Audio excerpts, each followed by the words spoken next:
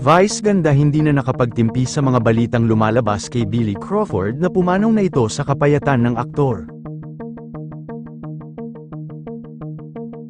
Naaawa si Mimi Vice ganda sa mga naglalabasan na balita patungkol sa kaibigan niyang si Billy Crawford. Hindi pa rin matigil at usap-usapan pa rin hanggang ngayon ang kritikal na lagay ni Billy sa hospital. Matapos ang pagtangkang umano raw nitong magpakamatay dahil sa nararanasan niyang depresyon ngayon.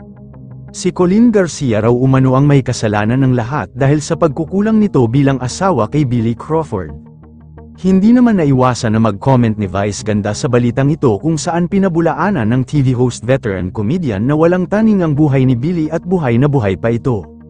Kung totoo raw na may sakit ito dapat raw sa mismong mga bibig ni Billy Crawford at sa asawa nitong si Colleen Garcia lumabas ang balita upang matigil na ang publiko sa kakaisip ng kritikal si Billy sa hospital at pumanaw na raw ito.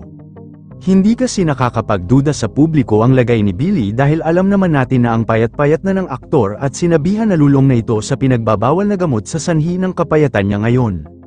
Kaya hindi na iwasan ng netizens na mag-isip na kritikal na nga ito sa hospital at hindi na kaya ang sarili sa mga nangyayari sa kanya ngayon.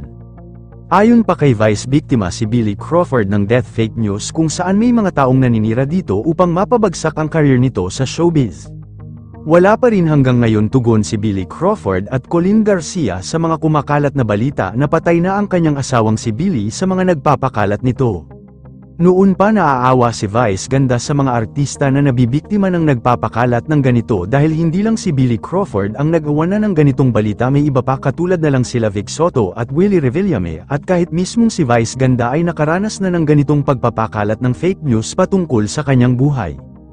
Kaya walang katotohanan na patay na si Billy Crawford at buhay na buhay ito at kasalukuyang nagaganap ang taping nito sa The Voice Kids sa mga inspiring artist na mga bata na magiging magaling na singer sa hinaharap. Yun lamang po, ano ang masasabi mo sa balitang ito? Comment mo sa ibaba. Huwag kakalimutan i-like ang video na ito. Maraming salamat po sa panunood.